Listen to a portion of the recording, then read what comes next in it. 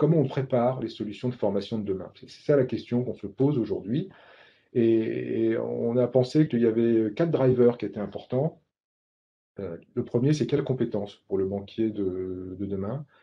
Le deuxième, c'est comment on individualise les parcours à un moment où le temps est compté, à un moment où chacun a son parcours, où il y a de la mobilité, où tout le monde ne vient pas du même horizon. Donc chacun a son parcours pro, mais doit in fine maîtriser des compétences utiles pour le banquier de demain. Il y a un gros enjeu autour du financement, évidemment.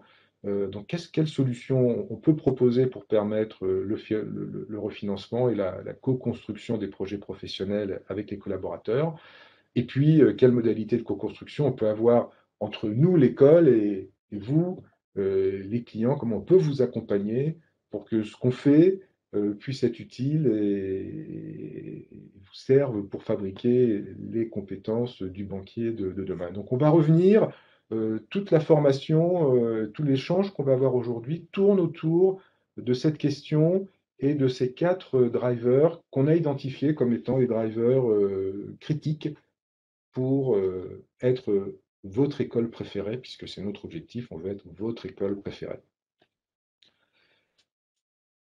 Euh, je laisse l'animation se dérouler. Un point évidemment qui est que l'école n'est pas hors sol.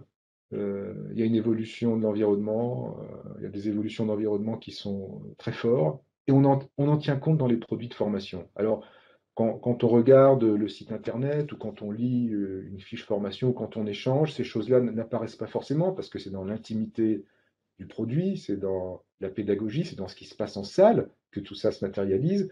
Mais c'est important de le poser. Aujourd'hui, quand on travaille un produit de formation, on est attentif à plusieurs choses. D'abord, vous nous confiez vos collaborateurs, il faut qu'ils puissent développer un business sain, rentable. Et donc, pour ça, qu'est-ce qu'il faut qu'ils sachent faire? Il faut qu'ils sachent comprendre que les clients ont des attentes et qu'aujourd'hui, on le voit dans les études qui sont produites. Il y avait un article très intéressant dans dans la dernière revue Banque sur les études de Deloitte. On est passé d'un monde où le client voulait un prix de la perf. Maintenant, il veut surtout de l'esprit de service, il veut être enchanté, il veut que ça soit instantané, il veut de l'expertise et du conseil, mais pas forcément au niveau du conseiller. Donc tout ça, ça bouge. Et donc pour nous, école, il faut qu'on prépare vos collaborateurs à être dans cet état d'esprit-là. C'est ce qu'on fait avec des formations qui sont opérationnelles et des formations qui sont scénarisées, où l'apprenant est acteur. Donc ce point est un point focal, c'est le premier que je mentionne parce que c'est ça qui bouge la formation vraiment beaucoup aujourd'hui. Le deuxième point, c'est les attentes de vos collaborateurs, parce que il n'y a pas de formation, il n'y a pas de réussite si on n'est pas bien aligné avec les collaborateurs. Et les nouvelles générations, elles elles ont leur qualité, digitale native, mais elles sont mobiles, elles ont un rapport à la hiérarchie différent, elles sont dans la quête de sens, elles ont besoin de feedback, elles peuvent changer facilement. Donc ça veut dire que quand on fait un produit de formation, il faut imaginer pédagogiquement des choses qui entraînent, qui accrochent et qui conduisent vers ces compétences. La technologie a fondamentalement changé le fonctionnement du monde bancaire et donc du banquier, et donc des personnes que nous formons. Donc dans nos formations, on va aborder les sujets qui ont trait à la data, le marketing relationnel, la maîtrise des risques, comprendre qu'un client aujourd'hui est très très autonome et que le self-care se développe et que le collaborateur, il va falloir qu'il apprenne à travailler avec des experts, avec des bots. Donc tout ça, ça fait partie des choses qui arrivent et qu'on injecte dans nos formations au fur et à mesure. Puis il y a la transformation du travail, avec le Covid très très largement boosté. Il n'y a plus d'unité de lieu. Un manager aujourd'hui, il n'a pas ses équipes forcément avec lui. Il faut qu'il se mette dans l'agilité. La hiérarchie, bien sûr, existe toujours, mais l'horizontalité, l'équilibre vertical-horizontal est à trouver. Donc, dans une formation management comme l'ITB, c'est devenu absolument crucial de donner des éléments d'accompagnement au travail collectif sans unité de lieu et avec une approche de la hiérarchie et du travail un peu différent. Voilà. Donc ces éléments-là, encore une fois, on ne les voit pas quand on lit des plaquettes, mais pour ceux qui vivent la formation, ils le ressentent véritablement intimement. Et ça, c'est un marqueur différenciant de l'école.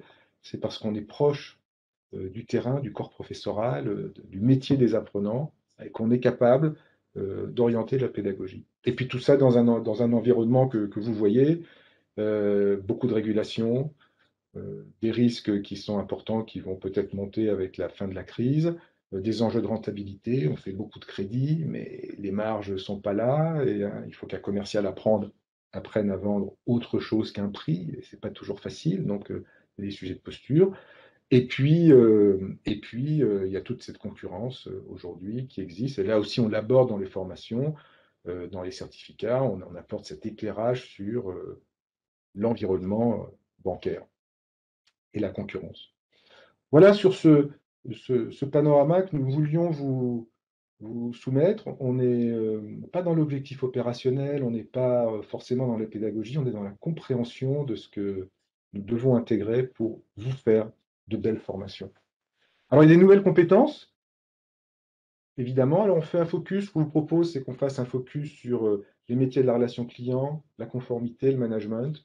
Et puis l'environnement au sens général, ça fait écho à, on a là un gros set de compétences importants pour le développement.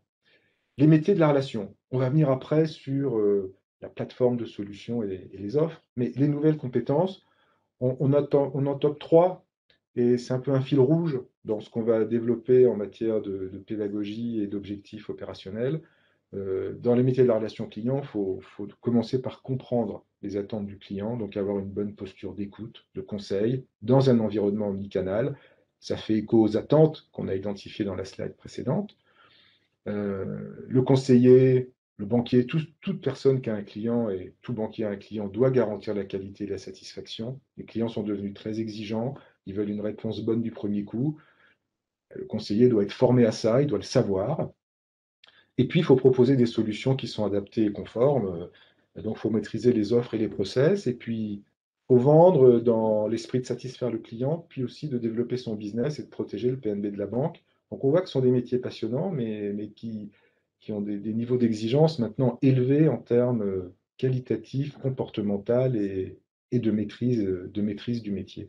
Donc, ces éléments-là, c'est ce qu'on retrouve, c'est le cœur du réacteur des métiers de la relation client aujourd'hui. Les mises en situation, les travaux qui sont faits sont toujours organisés autour de ça, avec évidemment la technique qui va avec, parce que la posture sans technique, il n'y a pas besoin de l'ES Bank pour le faire. On va dans une école de management et puis c'est bon. La différence chez nous, c'est que il y a la posture, il y a la technique et que tout ça est marié, c'est ça qui va faire un bon banquier. Management bancaire, là aussi, écho à ce que je disais sur les nouvelles générations, l'absence d'unité de lieu. Qu'est-ce qui est clé aujourd'hui? C'est le manager, il doit être un chef d'orchestre de l'intelligence collective. Il doit être capable de donner du sens, d'expliquer où on va, d'accompagner, veiller à la qualité, bien sûr. Et puis, ça doit être de toutes les façons quelqu'un qui a une maîtrise de la technique bancaire. Je pense que le fil rouge aujourd'hui qui est acquis, c'est qu'il n'y a pas de banquier sans technique bancaire. Ce n'est pas possible. Donc, il faut les avoir. Mais il faut aujourd'hui monter très fortement sur les enjeux de posture, d'accompagnement, de chef d'orchestre, pour les raisons qui ont été données avant. Et donc, quand on va parler de l'ITB tout à l'heure, quand René va en parler, la réforme de l'ITB, elle tourne autour de ça. Il s'agit justement de faire que le banquier devient ce chef d'orchestre de l'intelligence collective et de l'accompagnement de son équipe. Alors, je ne vois pas le chat. Alors, s'il y a des questions, René, s'il y a des questions, surtout, tu m'arrêtes, hein, parce que comme je Tout suis à fait. Il n'y a pas de questions pour l'instant. Il y avait uniquement des questions de technique pour obtenir le Ah, son. C'est bon. ok. Bon, on a regardé les trois compétences clés relations clients sur lesquelles on appuie fort dans la pédagogie. On a vu les compétences clés du manager. Tout ça est donné en synthèse, bien sûr, mais vous comprenez l'état d'esprit dans lequel c'est fait pour ce webinaire. Alors là, on arrive sur les métiers de la conformité. Donc, ce sont des métiers qui ont très fortement recruté. Si on prend l'ensemble du périmètre, c'est 7,7%. FBF, c'est 7,7% des effectifs. Aujourd'hui, la conformité et les risques, ça a beaucoup recruté, ça s'est beaucoup structuré. Et donc là, il y a besoin de beaucoup de formation. Et donc, on a développé pas mal de choses dont on va parler, qui servent ces trois pôles, hein, qui sont ce qu'on appelle cette deuxième ligne de défense composée de trois pôles. Je vous invite à consulter, je ne sais pas si vous avez déjà eu le temps de le faire, mais l'Observatoire des métiers a fait une enquête qui est remarquable, hein, sur l'évolution des métiers de la conformité, donc très largement appuyée là-dessus. Donc il y a trois pôles aujourd'hui, l'expertise, la supervision et le transverse, pardon. Donc sur l'expertise, on a besoin de former beaucoup sur tout ce qui va tourner autour de la LCBFT, c'est toute la sécurité financière, hein. Tout ce qui est LCBFT, tout ce qui est KYC, tout ce qui est sanctions, embargo, bon, tout ce qui va tourner autour de la déontologie, tout ce qui tourne autour du RGPD, l'intégrité des marchés avec les abus, l'évasion fiscale. Donc sur l'expertise, il y a énormément de choses, énormément de nouveautés. Et donc là, on est vraiment dans un métier où il faut structurer les connaissances, les organiser. Et là, il y a des besoins de formation. Et là, on essaye de couvrir évidemment tout ce champ. Sur le pôle supervision, là, on est plutôt sur les fonctions de contrôle interne. Et puis le transverse, on va être sur un sujet très important qui est le management, manager la conformité, gérer les projets, donc, et la formation puisque évidemment, la conformité, c'est avant tout aujourd'hui, c'est devenu tellement prégnant partout que c'est un business partner. C'est un business partner et donc il y a un sujet de pédagogie, d'accompagnement, de formation que dans les métiers, ça puisse être approprié et qu'on évite les incidents et les sanctions. Voilà, donc sur ces métiers de la conformité, on a un ensemble de solutions, on a un ensemble de partenaires, on a un ensemble d'intervenants de haut niveau qui préparent véritablement bien à ces métiers de la conformité et des risques. Et puis, c'est vrai qu'on a même une certification qui couvre la LCBFT, qui est un produit assez original et qui est le premier en France et qui vient faire contrepoint aux solutions de certification américaines sur la LCBFT. On va en parler tout à l'heure. Voilà, pour clore ce sujet de nouvelles compétences et sur les focus qu'on souhaitait faire, relations bancaires, management, conformité, sujet des fondamentaux de l'environnement bancaire. Donc je fais un écho avec la première slide qui était assez fournie. Un banquier aujourd'hui, il a besoin de savoir dans quel environnement il va évoluer. Donc aujourd'hui, il y a des choses qui viennent compléter les standards qu'on connaissait, le rôle et les missions de la banque, son organisation, les acteurs, le cadre réglementaire, tout ce qui nous a tous un peu nourris si on a été banquier, aujourd'hui est complété d'une couche complémentaire sur les leviers du métier. Donc les fondamentaux de l'environnement bancaire, on va mettre une nouvelle couche, évidemment, dans des certificats sur l'environnement bancaire. On ne va pas parler du métier dans ces certificats, mais on va revenir sur la satisfaction, les enjeux de qualité, les enjeux de rentabilité, les enjeux de maîtrise des risques, pour derrière avoir une marche solide pour aller vers de la formation métier et pouvoir prendre des fonctions en ayant acquis ces bases fondamentales. Et maîtriser les techniques bancaires fondamentales, principalement autour du marché du particulier, sur la vie du compte et ses enjeux. Voilà un peu en touche impressionniste, la manière dont on travaille les compétences sur ces grandes thématiques. Et donc vous voyez qu'on essaye de faire un écho assez fidèle à ce que nous voyons sur le marché, à ce que vous nous remontez, à ce que nous entendons. On n'a pas de questions, René, à ce stade pour le moment? Ou il y a des Non, questions? pas de questions pour l'instant. D'accord. Alors, quelle solution? On a souhaité vous présenter finalement une seule planche, plutôt graphique, parce que finalement, très souvent, quand on pense à une école, on se dit, mais finalement, qu'est-ce qu'il propose comme diplôme? C'est un peu bon, voilà, on a tous un peu ce réflexe. Et en réalité, avec les questions qu'on a posées au début sur mais quelles compétences, comment on individualise, comment on refinance, comment on co-construit, puisqu'après tout, on n'est pas obligé de tout faire en interne dans les banques ou de tout faire faire à l'extérieur dans une école. Comment on co-construit? La réponse à ça, je pense que elle a un mot clé qui est la plateforme. En réalité, l'École supérieure de la banque, c'est une plateforme de solutions de formation qui propose un ensemble de solutions que vous allez pouvoir utiliser. Et donc, on la représente sous forme d'un camembert et vous avez donc quatre quarts. Il y a un premier quart qui est celui des compétences. On rentre sur la granularité, on va dire, je vais dire la plus fine, si on veut. On découpe nos parcours, nos solutions par compétences, avec des blocs de compétences, des certificats, des formations qualifiantes parfois. Et donc, c'est ce qu'on appelle la modularité, c'est-à-dire que dans ce catalogue, euh, vous êtes libre, pour votre plan de développement des compétences, d'aller choisir le bloc, le certificat, la formation qui vous va bien. Certains blocs sont au RNCP, certains certificats sont au répertoire, donc accessible au refinancement, accessible au CPF. Mais donc là, il y a tout un ensemble de nuggets pédagogiques disponibles euh, qui font bien écho à la question qu'on posait. Et si on pousse un peu plus loin, on a packagé des choses, évidemment, et le packaging le plus connu, bah, c'est le diplôme. C'est-à-dire qu'il y a des blocs qu'on va agréger, ces blocs agrégés vont donner des diplômes. Quand on est diplôme, on est référentiel métier. C'est-à-dire qu'on va plus loin que la compétence, on agrège des compétences pour taper un référentiel métier, et c'est le référentiel métier qui est bien sûr, qui sont ceux de la profession bancaire. Et puis on y intègre des formations réglementaires obligatoires, puisque là, pour exercer, c'est nécessaire. Donc, on les a mis là.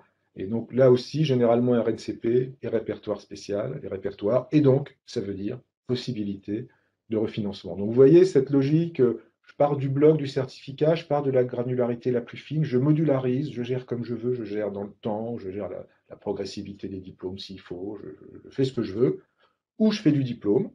Et là, je suis dans un référentiel métier. La troisième solution que vous avez, qui sont donc les parcours métiers, là, on va prendre finalement tous nos savoir-faire et on va les classer par métier. Donc, je prends un exemple pour l'illustrer. Vous avez besoin de faire monter en compétence un conseiller pro. Vous avez la solution, si je remonte d'un cran, la solution du diplôme. Donc, je lui fais passer un bachelor CC Pro. S'il a fait passer un bachelor CC Pro, vous êtes sûr qu'il colle au référentiel métier. Par contre, en termes de parcours métier, un conseiller pro, il peut faire plus de choses que le bachelor. Il peut suivre un certain nombre de certificats, il peut passer un certain nombre de formations qualifiantes, et donc, on raisonne en parcours métier, on dit à un conseiller pro, voilà euh, le set des solutions qui sont possibles.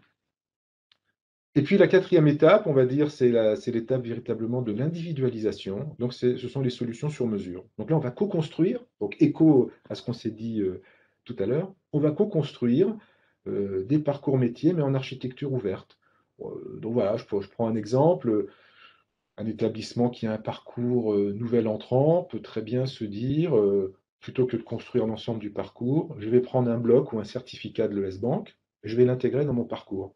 Et je vais donc bénéficier aussi d'une mutualisation qui est un avantage économique, de contenus qui sont pédagogiquement innovants, qui sont mis à jour régulièrement, donc moindre effort du côté de l'établissement, donc co-construction en architecture ouverte. Donc on reboucle avec le haut, l'approche compétence et la modularité.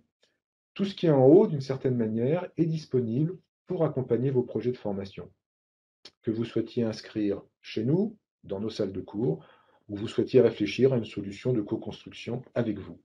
Voilà, donc cette logique de plateforme, c'est un peu c'est le cœur du réacteur qu'on voulait vous présenter aujourd'hui, qui élargit très sensiblement le champ habituel qu'on a généralement sur une école, qui est celui du diplôme. Et cette plateforme, elle est servie par une Learning Factory, qui est la solution de conception de produits internes que nous développons et qui nous permet de nourrir chacun de ces blocs et de vous accompagner avec des experts dans le cadre de la co-construction.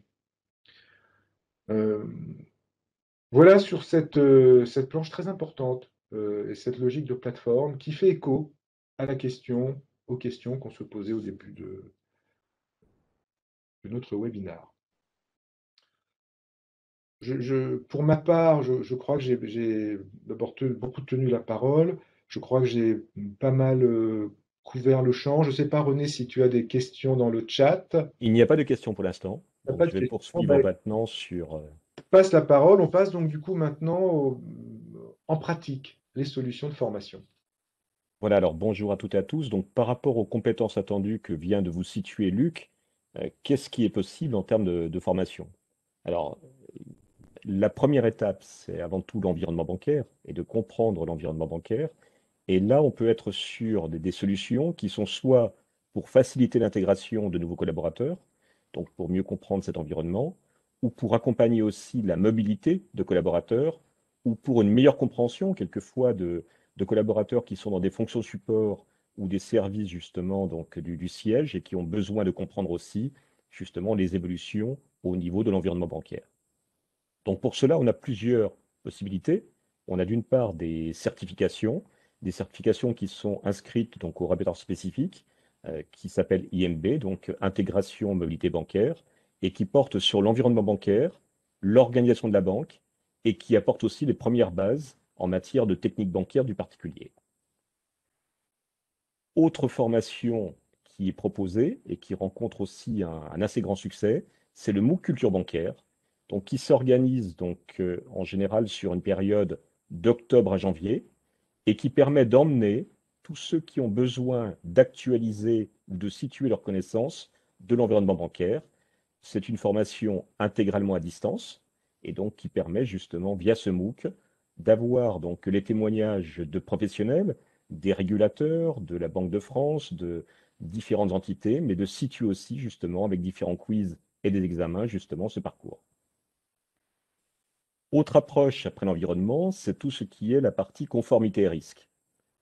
Dans le volet conformité, il y a un diplôme qui existe donc déjà depuis quelques années, qui est un diplôme d'expert métier conformité, qui est enregistré donc au RNCP, donc niveau 7, donc en bac plus 5, et qui permet justement d'une part de comprendre tous les aspects attendus dans des fonctions, que ce soit d'audit ou de contrôle interne, que ce soit en termes de cartographie des risques, que ce soit en termes justement d'organisation d'une mission, mais aussi d'avoir une vision claire de la réglementation et de l'évolution de la réglementation, avec aussi une dimension managériale dans ce diplôme d'expert. C'est pour ce faire qu'on a créé justement un autre diplôme qui sera nouveau à partir de la rentrée, qui est le bachelor conformité, qui lui s'adresse davantage à des publics qui ont intégré des services d'audit, des services de contrôle, des services antifraude, des services de lutte contre le blanchiment d'argent ou le financement du terrorisme, et qui sont arrivés parfois par mobilité sans avoir les bases en termes de réglementation, en termes de manière de mener une mission ou en termes de cartographie des risques. Donc ça leur permet une première approche d'avoir justement tout ce cadre réglementaire. Et là, on est sur un bachelor, donc qui sera un bac plus 3, ouvert à partir de la rentrée. Et puis, il y a d'autres certifications, et là, je vais laisser justement Luc vous situer ces autres certifications réglementaires, donc obligatoires, que vous connaissez par ailleurs, puisque vous avez l'habitude justement d'inscrire de nombreux collaborateurs. Ouais, merci René. Effectivement, il y a un certain nombre de certifications qui ont trait à la protection du client, mais qui sont très très importantes et qui sont nécessaires pour exercer. Donc il faut absolument s'assurer que les collaborateurs les possèdent. Bien entendu, la certification AMF qui est connue de tous maintenant depuis plus de 10 ans. Tout ce qui tourne autour des capacités assurance et directive crédit immobilier. L'ensemble de ces formations sont accessibles à des solutions, bien sûr, de refinancement. La certification LCBFT, qui est également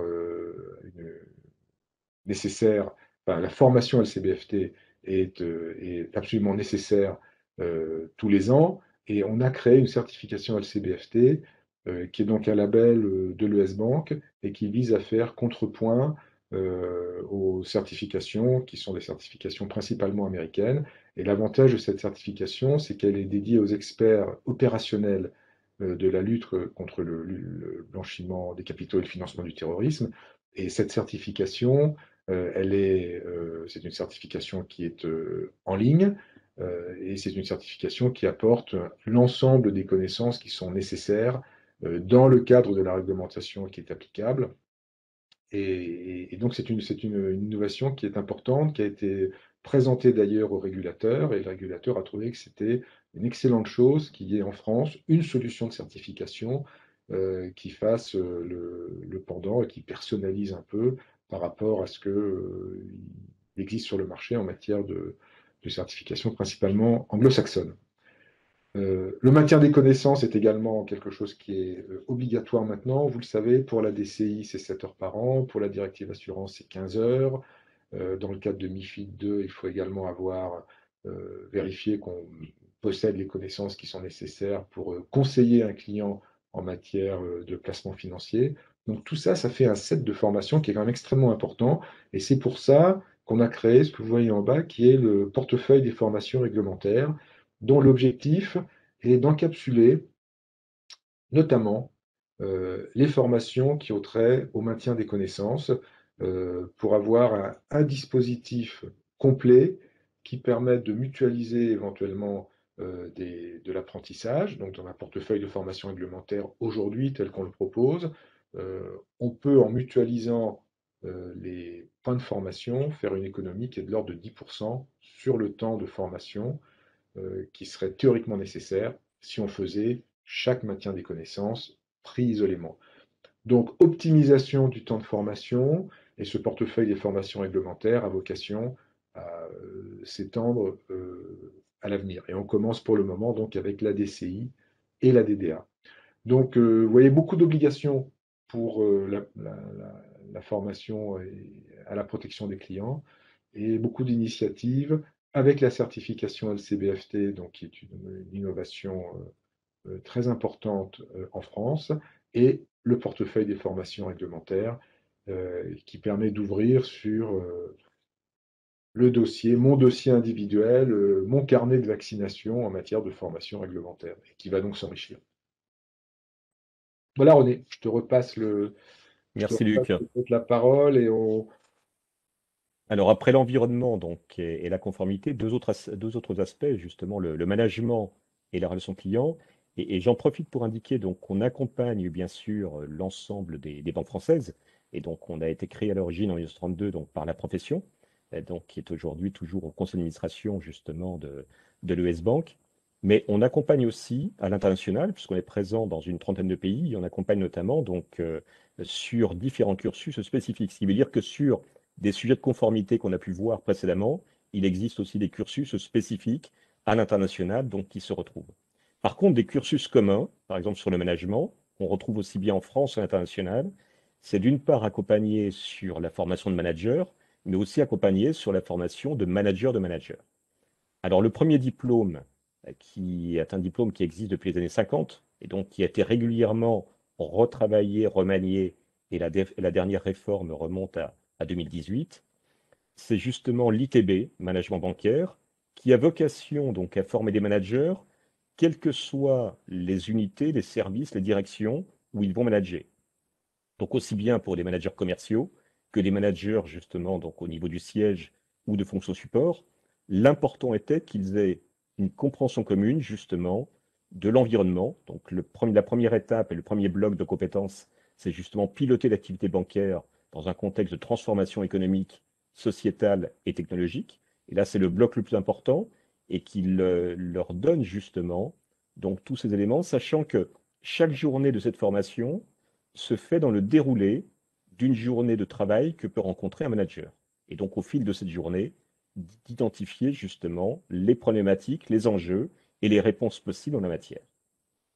L'autre aspect, c'est tout ce qui est l'accompagnement des collaborateurs. Donc, d'une part, dans la dimension individuelle, c'est le bloc 2, et aussi dans la dimension collective, avec la mobilisation de l'équipe et valoriser la performance. Et enfin, tout ce qui est le lien avec le client et développer la qualité justement au sein de l'organisation qui est au service du client et comment mieux accompagner le client donc au sein de son unité. Donc ces quatre blocs peuvent être justement, et on le verra encore par la suite, justement utilisés séparément, mais aussi collectivement pour apporter les quatre dimensions du manager. Le cursus suivant et le diplôme suivant, c'est un diplôme en partenariat, là où l'ITB donc est un diplôme uniquement École supérieure de la banque. Celui sur le manager de manager est en partenariat avec l'école ESSEC et donc a une reconnaissance conférence des grandes écoles. Donc l'ITB est un bac plus 5, c'est ce qu'on appelle du RNCP niveau 7, et le CESB Management, lui donc, est un diplôme bac plus 6 reconnu par la conférence des grandes écoles. Et là, dans le partenariat, l'ESSEC va apporter les dimensions plus soft skills, plus la partie leadership et marketing. Et l'ES Bank va apporter toute la dimension justement de comprendre les grands enjeux, donc en termes de soit de stratégie, soit de situer la banque et l'accompagnement des équipes et des managers donc au sein de la banque, qui vont être accompagnés justement par l'ES Bank. Donc voilà pour le management bancaire. Et ensuite, sur la relation client, où là, c'est aussi le cœur de métier de l'école supérieure de la banque, on va avoir différentes étapes. Des étapes qui vont toucher plutôt les fondamentaux. Et donc, on a un certificat qui est au répertoire spécifique au niveau de l'IMB, donc intégration mobilité bancaire, qui est le certificat dimension relation client. Alors, qui est un certificat qui est très suivi, qui est très demandé, parce que le démarrage des journées de formation se font, il y a un préalable, où l'apprenant va se retrouver à se situer lui-même comme client, puisqu'il va donc démarcher justement des magasins, démarcher des fournisseurs ou autres, soit par Internet, soit par téléphone ou en direct en allant sur place, pour situer justement le niveau de réponse et le niveau d'accompagnement qu'il leur apporte.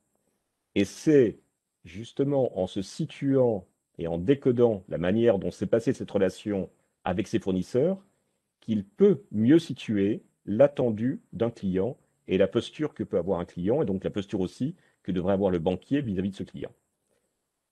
Autre certificat, c'est sur toute la partie technique bancaire du particulier, donc, que j'ai évoqué tout à l'heure, donc, qui va porter déjà les premiers pas sur la connaissance du particulier, et donc préparer la gestion future d'un portefeuille.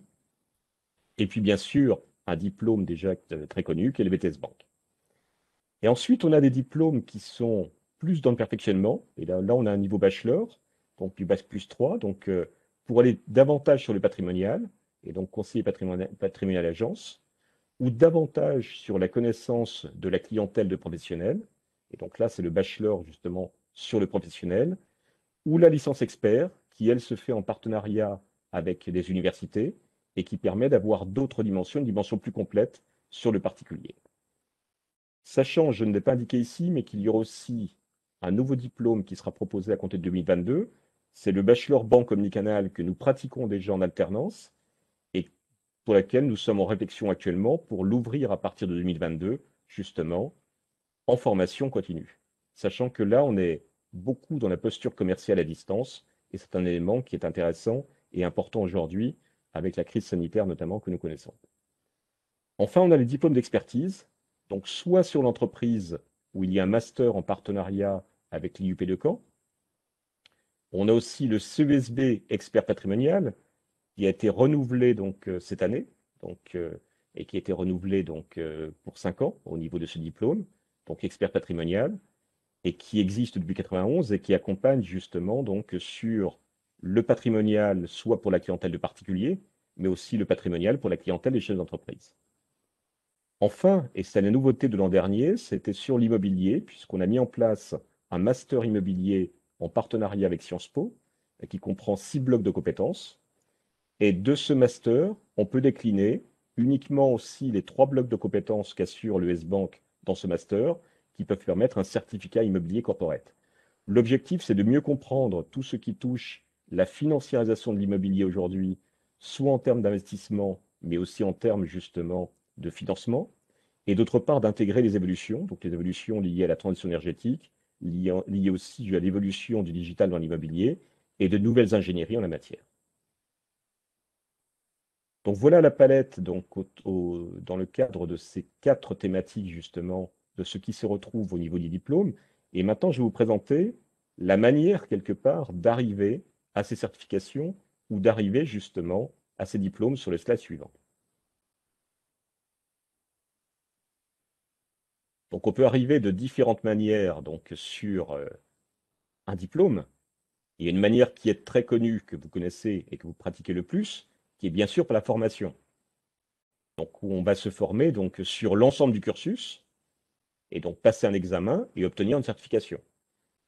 Mais il y a aussi une autre manière qui peut être de passer par une VAE, donc une validation des acquis d'expérience.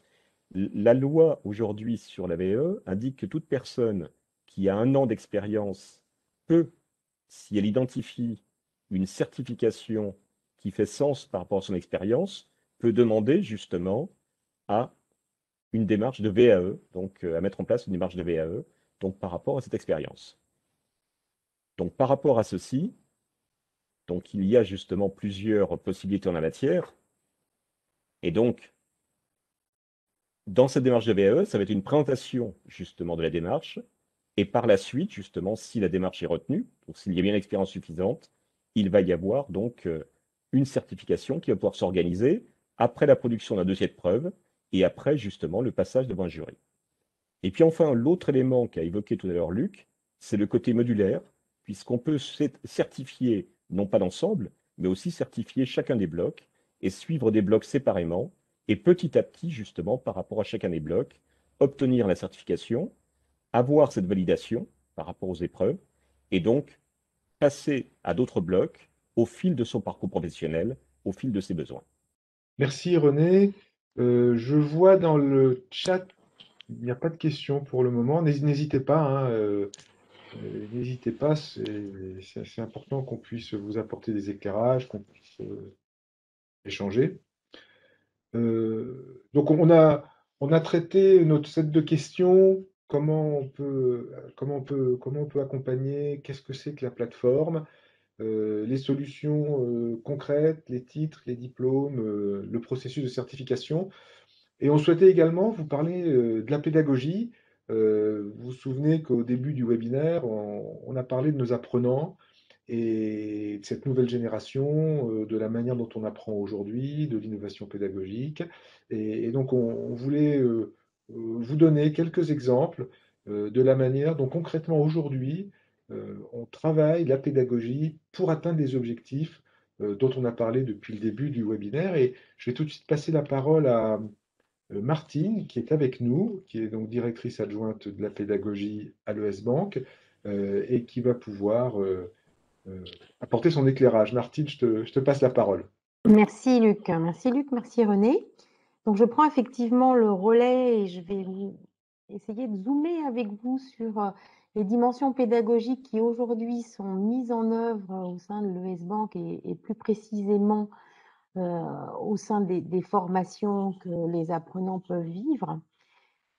Cette pédagogie aujourd'hui, elle s'appuie sur plusieurs dimensions et elle est aussi, bien sûr, évidemment, inspirée de nombreux mouvements dans la société aujourd'hui. Les apprenants n'apprennent plus comme il y a quelques années. On progresse aussi beaucoup sur la recherche avec les neurosciences, donc on décode différemment les façons d'apprendre, les façons de... J'aime pas parler d'enseignement parce qu'on n'est pas vraiment dans l'enseignement, mais de transmettre plutôt. Et donc, tout ça, ça va faire écho aux dimensions. Là, moi, j'ai appelé ça les clés. C'est un peu les clés de voûte de notre construction pédagogique aujourd'hui. Il est important aujourd'hui, et on s'en est rendu compte notamment dans les derniers diplômes qui ont été réformés, mais aussi dans l'approche compétences. On est au service des compétences, de contextualiser. Le contexte devient quelque chose de primordial et on va voir en quoi ça sert la pédagogie que de contextualiser. Alors, pour contextualiser, on utilise plusieurs types de méthodes. On a utilisé le storytelling pour contextualiser certains parcours de formation. Mais au-delà de ça, il y a une prise de conscience aussi du monde pédagogique que la contextualisation, elle amène la vraisemblance, elle amène le réalisme, elle fait en sorte que le monde de la formation ne soit plus un monde distinct du monde professionnel. Il faut que les deux mondes puissent se rapprocher pour que les apprenants comprennent et qu'ils ne reviennent pas de formation en se disant tiens j'ai vu un truc en formation mais en fait dans la vraie vie ça se passe pas exactement comme ça. Donc il faut voilà, c'est un peu pour gommer toutes ces étapes qu'on a pu vivre précédemment où il y avait ce qu'on apprenait en formation et la pratique. Là, il faut que les deux mondes se rapprochent de plus en plus, que la formation devienne réaliste et que le poste de travail devienne aussi un monde de formation. Voilà, c'est un petit peu l'alchimie des deux qui fait que ça devient performant. Et la contextualisation, elle nous amène ça. La contextualisation, ce n'est pas qu'un phénomène de formation. Aujourd'hui, vous poussez la porte de certaines enseignes de magasins de meubles. Aujourd'hui, les meubles ne sont plus alignés les uns derrière les autres. Vous n'avez pas une pièce avec que des armoires. Les armoires sont mises en scène dans une pièce dans laquelle vous allez avoir envie d'aller. Vous avez un canapé qui vous convient, vous installez, vous avez le temps de regarder les armoires. En formation, on va essayer de toucher du doigt aussi ça, de pouvoir contextualiser suffisamment pour que l'apprenant ne se rende pas compte qu'il est en situation de formation, mais qu'il soit vraiment dans une situation très réaliste et très professionnelle. La deuxième clé, c'est les connaissances. Luc l'a souligné, la banque, sans la technique bancaire, n'est pas la banque, parce qu'on a, on a quand même besoin d'être assis sur des fondamentaux qui sont des fondamentaux structurants, le juridique, la fiscalité, les produits, enfin voilà, tous ces champs de connaissances. La différence aujourd'hui, c'est qu'on n'aborde plus les formations par la porte de la connaissance. On va l'aborder, la formation, par la porte de la compétence. Donc, par contre, la connaissance devient voilà, un ingrédient indispensable, mais ça n'est pas la porte d'entrée principale. Ça vient raccrocher toutes les dimensions que l'apprenant va découvrir au fur et à mesure de son parcours et prendre conscience que sans les connaissances, de toute façon, il ne passe pas à la vitesse supérieure. C'est un peu comme le musicien qui a appris d'oreille et qui, à un moment donné, rencontre la nécessité de connaître aussi le solfège pour passer à la vitesse supérieure. Et puis l'entraînement, eh ben, l'entraînement, c'est la troisième clé de voûte dans la mesure où, notamment en formation professionnelle, enfin, ne pas s'entraîner, c'est refuser de… Voilà, on ne peut pas juste connaître les choses, il faut savoir les pratiquer.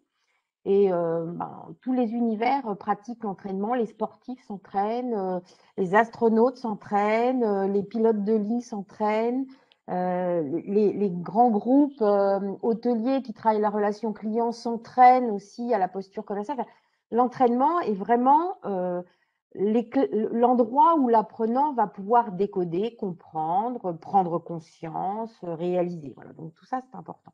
Donc, ces trois dimensions qui paraissent assez banales comme ça sur ce slide ont vraiment beaucoup d'importance et c'est la conjugaison des trois dimensions qui sont une clé de réussite aujourd'hui en formation. Alors, pour illustrer un peu plus, hein, on a retenu, voilà, parce on a bien d'autres exemples, mais on a retenu 3 exemples assez significatifs qui font d'ailleurs écho à ce que René et Luc ont présenté. Un exemple d'expert, là on est sur un diplôme de management, management d'unité bancaire, on veut valoriser la performance collective. À ce moment du dispositif, les apprenants ont déjà un certain nombre de journées de formation de réaliser, ils sont en 2e année, donc on est vraiment à un point d'orgue de la formation pour qu'ils puissent repartir opérationnellement avec les bons éléments, je dirais la bonne mallette qui va bien pour pouvoir s'exercer. Donc la compétence, c'est celle-là. La compétence qu'on travaille, c'est valoriser la performance collective. C'est quelque chose qu'on peut voir hein, dans d'autres catalogues de formation, mais voilà, comment on la décline et comment on la touche, cette performance collective. 2 objectifs pédagogiques. Donc là, on décline un petit peu plus opérationnellement ce que l'on souhaite travailler avec les étudiants. Donc, créer les conditions de rencontre collaborative performantes. Et puis, le deuxième point, c'est utiliser le levier de l'intelligence collective pour le management de l'unité bancaire. Et donc là, dans une séquence comme celle-là, hein, qui passe par là, je vous ai donné un peu un aperçu du synopsis où on a 3 temps forts dans la séquence de formation. On va passer par différentes étapes avec l'apprenant. D'abord, il va devoir passer par une prise de conscience. Donc, souvent, on va les embarquer dans des dimensions qui ne sont pas forcément la banque. On va les sortir de leur cadre parce que pour aider à la prise de conscience, c'est utile de sortir du cadre. Aujourd'hui, on est à peu près convaincu de ça dans le milieu de la formation. Ça bouscule. Ça fait écho à une expérience que les apprenants ont pu avoir par ailleurs, en dehors de la banque. Voilà. Donc, tout ça, c'est important. Donc, prise de conscience. Ensuite, souvent, on a besoin de reposer les choses. Et après, on a besoin de reposer, c'est-à-dire qu'on a besoin aussi de challenger sa capacité personnelle à acquérir ces nouvelles dimensions. Est-ce que j'en suis capable? Comment je vais faire? Voilà, il y a beaucoup de questionnements derrière et ce questionnement, il est porteur, il est libérateur, il est important. Et puis ensuite, on essaye de les faire repartir avec des boîtes à outils. Donc, ils vont construire, ils vont faire, ils vont évaluer eux-mêmes, ils vont s'entraîner. Donc, toutes ces dimensions rentrent dans les temps forts que vous voyez là. Et donc, en l'occurrence, sur cet exemple-là, qu'est-ce qu'on leur fait faire? Eh bien, déjà, on va relier le fond et la forme. si on valorise la performance collective, bien évidemment, ils vont travailler collectivement le collectif. C'est indissociable. Aujourd'hui, on ne peut pas avoir un discours qui soit déconnecté de la forme que l'on va faire prendre. Donc le fond, c'est-à-dire tous les messages qu'ils vont devoir recevoir, qu'ils vont intégrer, toutes les phases de connaissance qu'ils vont devoir travailler, sont accompagnés de la façon dont on leur fait vivre. Donc là, ils vont être embarqués sur des petits challenges collectifs. On est très attentif au rythme aussi aujourd'hui parce que dans ces séquences de formation-là, le rythme doit permettre aussi de pousser un peu l'apprenant dans ses limites, de voir ce qu'il est capable de donner, c'est important, et puis de correspondre aussi au rythme professionnel. Aujourd'hui, on passe d'une question d'un collaborateur à une autre, à un appel téléphonique. Enfin voilà, il faut avoir cette capacité à traiter. Et donc, le rythme est aussi un élément important. Donc, ils vont traiter une problématique collectivement, parfois un petit défi, parfois un petit challenge. Ils vont ensuite poser leurs résultats, voir comment ils y sont arrivés, qu'est-ce qui a été positif, qu'est-ce qui a été porteur dans l'action collective, comment ils l'ont vécu, comment ils l'ont ressenti. De ça, ils vont en tirer eux-mêmes des conclusions. Eux-mêmes, ils vont commencer à avancer sur la matérialisation de ce qu'on va appeler, et ce qu'on travaille là en l'occurrence, l'intelligence collective. Comment ça se matérialise, comment ça s'utilise. Et ils sont plus sur le comment justement que sur le pourquoi. Le pourquoi, il est posé à un moment donné, voilà, mais il faut leur faire toucher du doigt de façon très concrète où ça va les embarquer. Et ils cheminent et ils repartent en l'occurrence avec cette séquence-là, avec leurs propres outils qu'ils auront collectés, construits, et qui doit leur permettre, dès le lendemain, s'ils sont en situation managériale, de mettre en œuvre avec leurs équipes. Donc voilà pour cette illustration. Et puis je vais passer à la suivante, parce que je vois que le temps défile, il faut laisser un peu de place aux questions. Oui, absolument, Ben merci. voilà, de rien, de rien. Les deux autres exemples sont pas très éloignés et peuvent paraître un peu anodins parce que je suis repartie sur des compétences assez classiques, hein, conseiller clientèle de particulier, donc ça c'est un métier préparé, proposer des solutions d'épargne aux clients, voilà. Et donc ça on peut se dire bon c'est un grand classique, on l'a déjà vu, en quoi c'est différent. Et donc là la contextualisation on va l'amener parce qu'on essaye aujourd'hui de leur proposer des outils qui sont proches aussi de ce qu'ils vivent en situation professionnelle. Donc là la situation que vous voyez, qui peut être une situation tout à fait classique d'un client, on va leur faire travailler avec un petit simulateur CRM où les données clients sont à l'intérieur. Ils vont donc devoir détecter les données clients qui leur manquent, qui vont manquer à l'identification de solutions. Ils vont devoir aller les identifier, les informations. On ne leur donne pas les informations, donc c'est à eux d'aller les identifier. Exactement comme ils auraient à le faire en situation professionnelle. Ils ouvrent le CRM, ils consultent ce que le client a éventuellement raconté au téléconseiller 2 jours avant et ils doivent repartir de cette dimension-là pour eux-mêmes trouver la solution. Contextualisation, et là, bien sûr, mise en situation. Donc là, on ne les lâche pas, ils s'entraînent et ils s'entraînent et ils s'entraînent. Et c'est aussi parce qu'ils s'entraînent de cette façon-là qu'ils comprennent derrière qu'ils ont besoin de connaître et de connaître notamment voilà, les règles juridiques, l'environnement patrimonial et matrimonial du client. Donc là, ça devient une évidence pour eux d'aller sur la connaissance. Et puis, dernier exemple, Luc, si tu veux bien, je vais un petit peu plus vite. Toujours un métier de conseiller clientèle. Mais là, on est parti sur un exemple de compétence un petit peu innovateur, on va dire, hein, évaluer les impacts du développement de la data et de l'IA sur la relation client. C'est pas toujours évident, d'ailleurs, de travailler ces dimensions-là aujourd'hui en formation, parce que les apprenants en formation continue viennent avec leurs univers respectifs et selon la maturité face à ces sujets-là, effectivement, on n'a pas forcément le même résultat, mais les intervenants sont là pour les guider. Hein. Aujourd'hui, l'intervenant est plus un guide, il met en valeur ce que l'apprenant est capable de faire, il n'est plus un sachant. Donc ça, c'est important aussi de l'avoir en tête.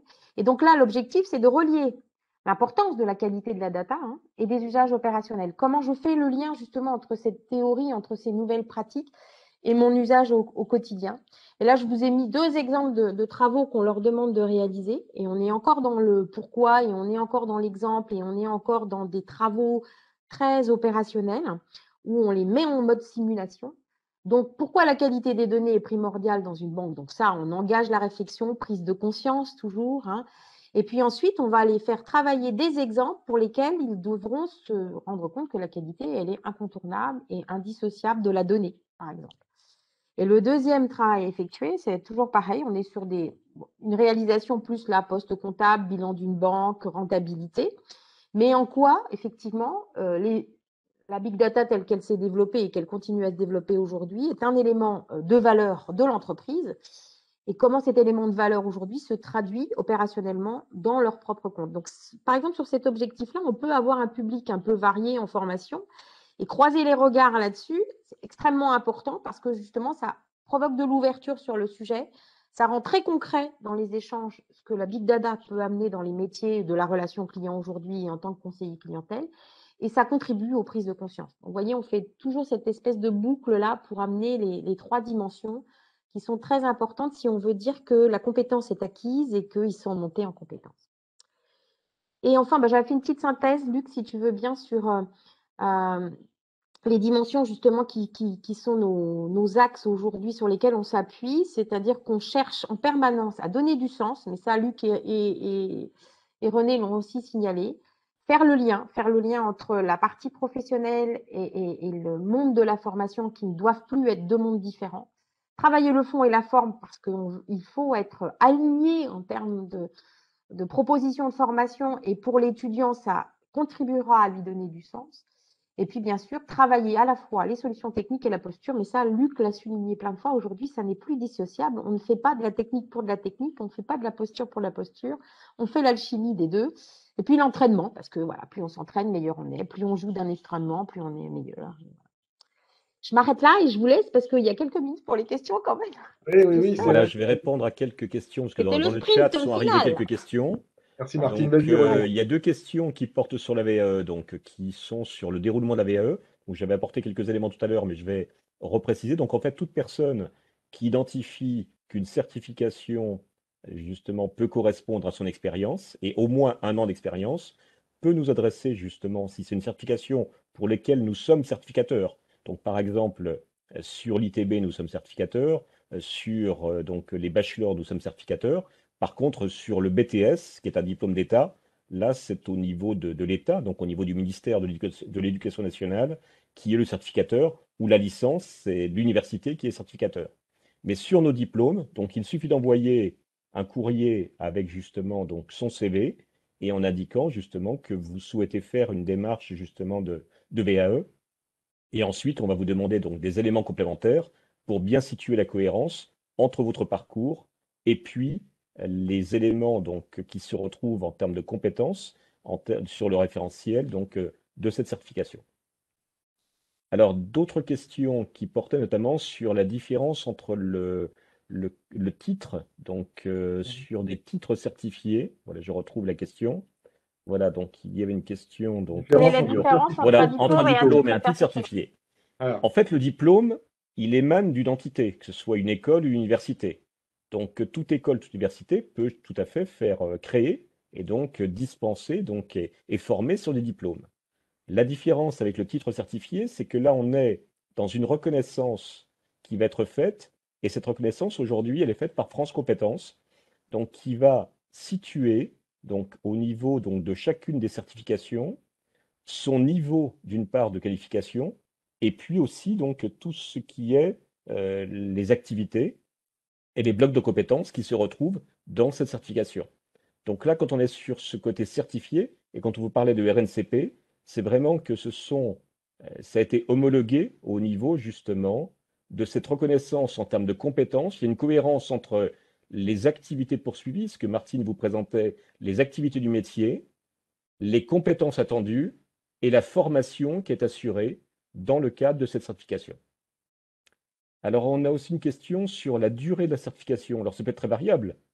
La certification peut nécessiter une formation plus ou moins longue, selon aussi les publics. On peut avoir pour une même certification des publics qui passeront en alternance, par exemple, une formation beaucoup plus longue, et pour des publics qui sont en formation continue, qui ont déjà une expérience et qui sont déjà dans le milieu professionnel, ils vont passer justement une formation beaucoup plus courte. Certification versus diplôme, quel avantage? C'est avant tout que la certification, dès lors qu'elle est reconnue justement au niveau de France Compétences, elle permet aussi d'être finançable par d'une part des ce qu'on appelle des OPCO, donc des organismes mutualisateurs donc, qui vont intervenir, mais c'est aussi finançable par le CPF, et c'est aussi, ça peut être suivi par l'ensemble des publics, quels qu'ils soient, pas uniquement ceux du secteur professionnel bancaire. Alors, il y a une question sur l'avantage de l'ITB et une autre sur l'ITB. Est-ce que la contextualisation suppose qu'il faut être impérativement dans une entreprise pour faire cette formation? Alors, pas obligatoirement. C'est vrai que ça a plus de sens pour mieux situer quelque part ce qui est le management d'unité bancaire et quelque part de pouvoir mettre en pratique au fur et à mesure ce qui est important en formation. Mais il y a de nombreuses personnes qui suivent la formation et qui ne sont pas forcément donc dans le contexte bancaire. Donc, c'est tout à fait possible de le suivre en dehors. L'avantage de l'ITB, c'est que ce sont des professionnels qui assurent la formation. Autrement dit, ce sont des banquiers qui forment des banquiers. Et comme le précisait Martine, on vit des situations professionnelles du quotidien du manager bancaire. Et donc, c'est l'intérêt d'être vraiment en lien avec ce que vit la profession. Et il y a une question sur l'IA et le big data. Donc là, ces deux éléments se retrouvent, et tout à l'heure Luc l'a évoqué, se retrouvent bien sûr dans nos formations, et notamment pour comprendre l'environnement, mais de plus en plus l'IA, donc l'intelligence artificielle, et le big data, donc tout ce qui est le travail sur les données, et donc la gestion des données. La banque est un des secteurs où il y a le plus de données, justement, et donc ça se retrouve aussi bien dans les différentes formations, mais on est aussi sur des certifications, des approches spécifiques par rapport à ces éléments. L'IA se retrouve dans la gestion aussi de la relation clientèle. Donc ça peut être une aide aussi pour les conseillers de clientèle pour mieux situer, notamment en matière de conformité, certaines réponses à apporter donc aux clients. Il y a une question, je vois, que dire de l'environnement concurrentiel de l'ES Bank quant aux formations dispensées? Eh bien, écoutez, nous sommes l'école, donc dès l'origine, 1932, je le disais, qui est celle du secteur bancaire et donc de la profession bancaire, donc qui a avant tout vocation à apporter des réponses aux attendus de la profession. Et donc, il y a ce lien étroit avec la profession pour comprendre les besoins, écouter les besoins, identifier donc les solutions possibles par rapport aussi aux contraintes en termes de temps et d'organisation justement donc des établissements. Donc, il y a bien sûr d'autres écoles qui existent, mais pas en lien aussi direct avec la profession. Mm. Peut-être Est-ce- pour compléter peut-être pour compléter sur ce plan-là, effectivement, on s'appuie sur des compétences qui sont issues des référentiels métiers. C'est un peu pourquoi choisir le S-Bank, hein, autour de cette question. S'appuyer sur des compétences issues des référentiels métiers, accompagner l'adaptation dans le temps, pouvoir individualiser les parcours et être étroitement ponté avec les besoins du métier bancaire, alors qu'une école concurrente, mais on va pas les citer, vont avoir peut-être une dimension un peu plus académique. Nous sommes vraiment une école de professionnalisation. Donc, par exemple, quand vous passez le cycle expert métier et conformité à l'ES Bank, c'est pour devenir un expert de la conformité dans la banque. Si vous passez un diplôme de conformité dans une école, vraisemblablement, vous allez passer un diplôme qui va être un peu plus généraliste. Donc, on est une école de professionnalisation. C'est une école qui fabrique des produits et des solutions de formation par les banquiers, pour les banquiers. Tous les profs sont des banquiers, en général, tous en exercice. Et donc, il y a donc un pontage très, très étroit entre ce qui est la réalité du métier et ce qu'on apprend. Je crois que c'est ça qui fait vraiment la différence de l'école. Et là, vous voyez, on vous a mis un certain nombre d'autres éléments sur pourquoi choisir le S-Bank et qui font écho à tout ce qu'on a vu là pendant ce webinaire, la modularité des parcours, l'innovation pédagogique que Martine a très très bien illustré, cette capacité à co-construire avec vous, à partir de nos ressources pédagogiques, des solutions qui vont répondre à votre besoin. Voilà, tout ça, ce sont les marqueurs différenciants de l'école, mais les formations délivrées par des écoles concurrentes sont de très bonne qualité aussi. Il faut juste faire le choix qui va bien en fonction de son projet et de ce qu'on veut faire et de là où on travaille. Alors, il y a deux autres questions. Il y en a une, c'est acquérir la formation ITB et le MOOC, les enjeux. Eh bien, écoutez, les deux peuvent se compléter puisque dans le bloc 1 de l'ITB, donc, on est bien sur l'environnement. Et donc là, le MOOC présente bien donc, tout ce qui est la culture bancaire et l'environnement bancaire. Donc, ça peut être un autre regard de situer la matière différemment donc, par rapport à la formation. Et il y a une question sur l'immobilier. Est-ce que la formation sur l'immobilier peut être effectuée en parallèle avec l'ITB? Alors, même si elle le permet en nombre de journées, dans l'immobilier, on est plutôt sur une organisation où ce sont des formations que les jeudis, vendredis, et plutôt en général toutes les 3 semaines. Mais pour autant, l'ITB est déjà un diplôme qui nécessite pour sa réussite de s'impliquer fortement, et donc il y a un travail aussi important à apporter par l'apprenant. Donc suivre en même temps l'immobilier me paraît difficile. Par contre, le suivre en deuxième temps, donc après avoir réussi l'ITB, me paraît avoir plus de sens. Et faut-il avoir un diplôme spécifique avant de le passer? Alors, la logique, oui, puisqu'on emmène sur un bac+5. Donc la logique serait d'avoir au moins donc un bac+3 au niveau de la formation préalable. Mais pour autant, on accueille aussi des personnes qui apportent une expérience. Donc on a ce qu'on appelle de la VAP, de la validation des acquis professionnels. C'est différent de la VAE. C'est pas pour obtenir la certification, mais c'est pour pouvoir rentrer sur un diplôme. Et donc, si la personne a déjà un passé dans l'immobilier ou a déjà justement une expérience bancaire par ailleurs, elle peut tout à fait rentrer dans le diplôme donc de l'immobilier, même si elle n'a pas le niveau prérequis en termes de niveau préalable de diplôme.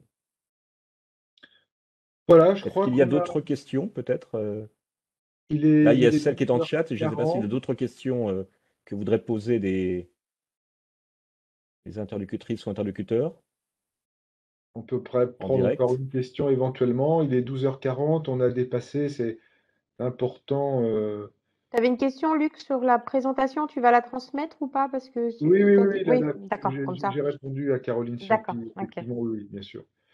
Euh, Est-ce que les parcours pourront se suivre? Fleur Petiot nous demande si les parcours pourront se suivre à distance et en présentiel. Donc là, effectivement, on est en prévision de la rentrée. C'est Oui, peut-être important que tu apportes un éclairage là-dessus. exactement. Donc aujourd'hui, tous les parcours peuvent se suivre à distance, puisqu'on a bien assuré là depuis mars 2020 donc sur l'ensemble des parcours. Pour autant, ce qui est envisagé pour la rentrée prochaine, c'est de justement d'alterner entre des journées qui sont des journées donc en présentiel et d'autres journées qui pourraient être en distanciel. Bien sûr, tout cela, c'est sous le couvert donc de la crise sanitaire, du contexte sanitaire, et donc ce sera fonction aussi des possibilités en la matière donc Mm. à l'automne. Donc là, c'est vraiment du conditionnel. Pour autant, on a situé les journées qui faisaient plus de sens en termes d'ancrage, notamment pédagogique, euh, pour les situer beaucoup plus, celles-ci en présentiel. Mais pour compenser le fait que tout était assuré à distance, aujourd'hui, sur de nombreux diplômes, on assure de l'accompagnement intercession qui a été rajouté, où on organise des webinaires, justement, qui permettent au fur et à mesure de revisiter ce qui a été apporté dans les sessions de formation et qu'on peut retrouver en replay sur le campus digital. Alors, il y a une question aussi alors, sur le coût des formations. Donc, c'est variable. Sur le site, vous avez le coût de chacune des formations. Et c'est bien sûr variable selon la durée de la formation et donc selon le niveau aussi de la formation. Oui, c'est important. Peut-être précisons ça, René. C'est vrai que l'objectif du webinaire aujourd'hui, c'était de partager avec les professionnels des métiers de la formation et des ressources humaines, euh, les pratiques et la manière dont on pouvait accompagner des plans de développement de compétences. Donc c'est vrai qu'on n'est pas allé loin dans la présentation du produit en tant que tel et notamment de son calendrier ou de son prix, puisque ce n'était pas l'axe du webinaire, mais je comprends tout à fait la question. Il y a des webinaires qui se tiennent et qui sont dédiés à des formations où on peut communiquer plus d'informations. Et puis bien sûr, sinon, toutes les informations sont disponibles sur le site. Mais pardon de ne pas avoir effectivement pu présenter l'ensemble des tarifs pour toutes les offres, parce que là, Voilà, il nous aurait fallu beaucoup bien plus sûr. de Il y a temps. encore deux questions. Alors, je vais peut-être répondre. Il y a la première qui porte sur, je travaille au service d'opérations internationales. Avez-vous une formation sur mesure? Oui, on peut accompagner, puisque je disais, on fait aussi des formations à l'international. Et donc, il y a aussi du sur-mesure qui peut se faire sur tout ce qui est du trade, notamment, donc du commerce international. Donc, c'est tout à fait possible en la matière, que ce soit sur la partie garantie, la partie financement, Crédoc. Et il y a une question, je suis en ITB1, donc, et je souhaite suivre le MOOC en octobre. Donc c'est tout à fait possible justement de vous inscrire à la session du MOOC d'octobre. Ok. Écoutez, je pense on a largement épuisé notre quota. Il est presque 12h45. Mais je voulais tous vous remercier d'avoir pris sur votre temps pour assister à ce webinaire. J'espère que vous avez pu y trouver des éléments qui sont intéressants pour préparer l'ensemble de vos projets de formation. Nos équipes restent à votre disposition, que ce soit en région au travers de nos délégués régionaux, en Île-de-France évidemment, à l'international. Nos équipes sont à votre disposition pour reprendre le fil avec vous et avoir des échanges directs sur les cas d'application pratiques et les projets que vous voudriez conduire. Donc n'hésitez pas à nous contacter. La présentation, nous allons bien sûr la diffuser. Vous allez y retrouver les informations et les contacts qui sont nécessaires. Et je vous rappelle pour conclure que la semaine continue. Il y a d'autres webinars. Vous pouvez vous inscrire, bien sûr. Vous pouvez vous inscrire quasiment jusqu'au dernier moment, hein. Dont l'immobilier ce soir, notamment. Et il y a l'immobilier, effectivement, ce soir, avec Jérôme Brunel et les représentants de Sciences Po. Donc, pour tous ceux qui sont intéressés par l'immobilier, qui est un secteur qui est bouillonnant en ce moment, il y a une très, très belle formation. Là, on rentre beaucoup plus dans le détail de la formation. Je fais écho à la personne qui nous parlait un peu des tarifs tout à l'heure. Donc là, n'hésitez pas à vous inscrire ce soir. C'est encore possible. Vous venez sur le site ES Bank et vous allez vous inscrire en envoyant un message et vous recevrez un lien qui vous permettra de vous connecter. Je vous rappelle pour conclure que le 7 mai à 12h30, Maya Attic, directrice générale de la FBF, et Éric Dupont, directeur général de l'ES Bank, porteront un regard croisé sur la formation professionnelle, enjeu majeur pour le secteur bancaire. Donc notez ça dans vos agendas, ça peut être un moment, ça va être un moment vraiment intéressant. Donc participez et inscrivez-vous.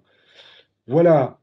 On a mis effectivement, je vois dans le fil de discussion, le lien pour ceux qui souhaitent participer au webinaire ce soir, qui est à 18h. Moi, il me reste à vous remercier d'avoir participé à ce webinaire. Je reste et les équipes restent à votre disposition. Je remercie René et Marc, pardon, René et Marc, parce que Marc est là, Et Martine. mais surtout Martine, René et Martine, d'avoir été présents aujourd'hui et d'avoir accompagné la présentation de ce webinaire. Voilà. Très bonne journée à vous. Merci Très bonne beaucoup. journée, à très bientôt. Au Bonne revoir. journée à tous, merci.